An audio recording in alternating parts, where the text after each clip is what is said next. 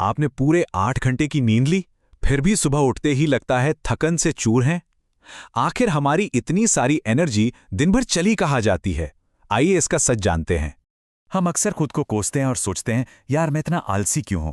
पर सच कहूं, ये आलस बिल्कुल नहीं है। सुबह से लेकर रात तक एग्जॉस्टेड रहना आपकी विल पावर की कमी नहीं, बल्कि एक सिस्टमैटिक प्रॉब्लम है। मैं फिर कहूंगा, ये आलस नहीं है। दरअसल ये एक पूरा एनवायरमेंटल और मेटाबॉलिक संकट है। आज के इस एक्सप्लेनर में हम बिल्कुल रूट कॉज तक जाएंगे और उन छुपे हुए डाइटरी, एनवायरमेंटल और मेडिकल कारणों का खुलासा करेंगे जो आज के आधुनिक भारतीय लोगों की एनर्जी को पूरी तरह से निचोड़ रहे हैं।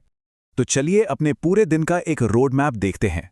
हम शुरुआत करेंगे सुबह के कार्बोहाइड्रेट क्रैश से, फिर समझेंगे हिडन न्यूट्रिएंट डेफिशिएंसीज को। उसके बाद बात करेंगे नींद की क्वालिटी और कुछ ऐसी छुपी हुई बीमारियों पर जो थकान का भेस बदलकर बैठी हैं। और आखिर में जानूंगा कि इस एनर्जी को वापस कैसे लाया जाए। तो शुरुआत करते हैं हमारी सुबह से और उस ब्लड शुगर रोलर कोस्टर से जिस पर हम अनजाने में सवार हो जाते हैं। आपका नाश्ता कैसा होता है? चाय, बिस्किट, पोहा या ब्रेड? ICMR इंडिया का डेटा सुनिए। भारत में हमारी डेली कैलोरीज का लगभग 62% हिस्सा सिर्फ कार्बोहाइड्रेट से आता है, खासकर सफ़ेद चावल और रिफाइंड गेहूं से। कैलोरीज तो भरपूर मिल रही हैं, पर एनर्जी देने वाले ज़रूरी न्यूट्रिएंट्स पूरी तरह गायब हैं। और इस हाई कार्ब नाश्ते का असर क्या होता है? सुबह 9 बजे आपने खाया, ब्लड शुगर तेज़ी से शूटअप हुआ। फिर 11 बजे के आसपास बॉडी उसको कंट्रोल करने के लिए एक बड़ा इंसुलिन सर्ज भेजती है। नतीजा, दोपहर 2 बजते बजते एक भयानक एनर्जी क्रैश और नींद आती है, और 4 बजे तक फिर से मीठा खाने की क्रेविंग शुरू हो जाती है। ये एक पूरा चक्रव्यूह है। इसको ऐसे समझिए, एक आम हाई कार्ब नाश्ते जैसे पोहा और मीठी चाय में मुश्किल से 4 से 8 ग्राम प्रोटीन होता है।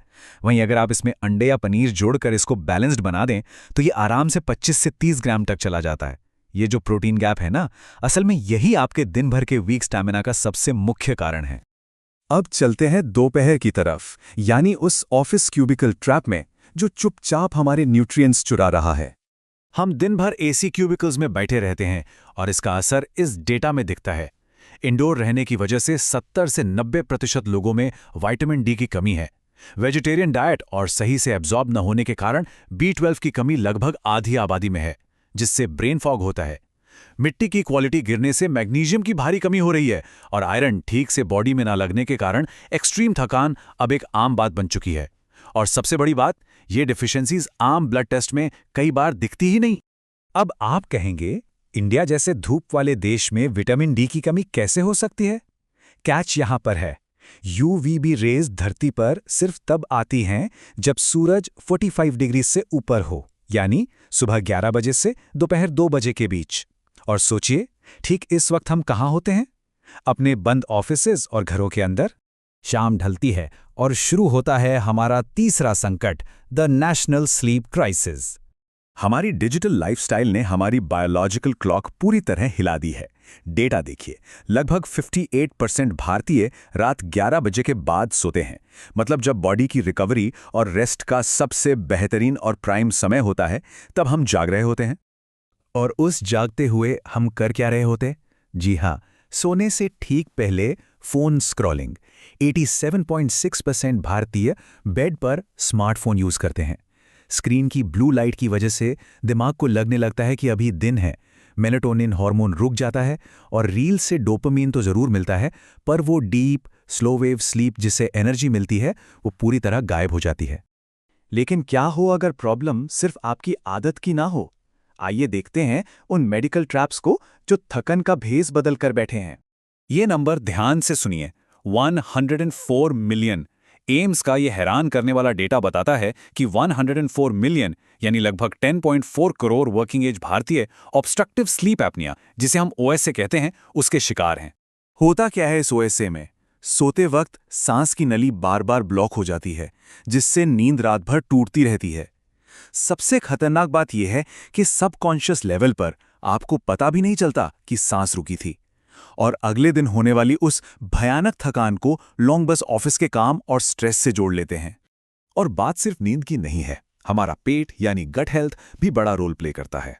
जैसे H. पाइलोरी का इन्फेक्शन, जो इतनी सीवियर एनीमिया पैदा कर देता है कि आपकी सारी एनर्जी बिल्कुल ड्रेन हो जाती है।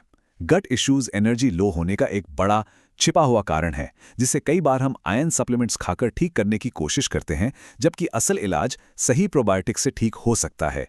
तो अब सवाल ये आता है कि क्या हम इस डेली थकान के साइकिल को तोड़ सकते हैं? आइए समझते हैं कैसे। कुछ बेहद आसान और साइंस बैक तरीके हैं जो आपकी डेली एनर्जी वापस ला सकते हैं। दोपहर के वक्त थोड़ी धूप लेना शुरू कीजिए ताकि विटामिन डी बने। अपने नाश्ते में प्रोटीन को 25 से 30 ग्राम तक बढ़ाइए और सफ़ेद चावल और चीनी जैसी चीज़ें कम कीजिए। सबसे ज़रूरी, रात को सोने से पहले खुद पर एक डिजिटल कर्फ्यू लगाइए। और हाँ, उन हिडन माइक्रोन्यूट्रिएंट डेफिशिएंसीज का टेस्ट एक बार ज़रूर करवाइए। अब इस एक्सप्लेनर के आखिर में मेरा आपसे एक सवाल है। अगर सिर्फ इन छोटे लाइफस्टाइल शिफ्ट से आप अपनी पूरी वाइटैलिटी वापस पा सकते हैं, तो आज सबसे पहले कौन सी आदत बदलना चाहेंगे आप? क्या नाश्ते में प्रोटीन ऐड करना ज़्यादा ज़रूरी है, या रात भर फ़ोन स्क्रॉल करने की उस आदत पर ब्रेक लगाना? इस विषय पर सोचिएगा ज़रूर।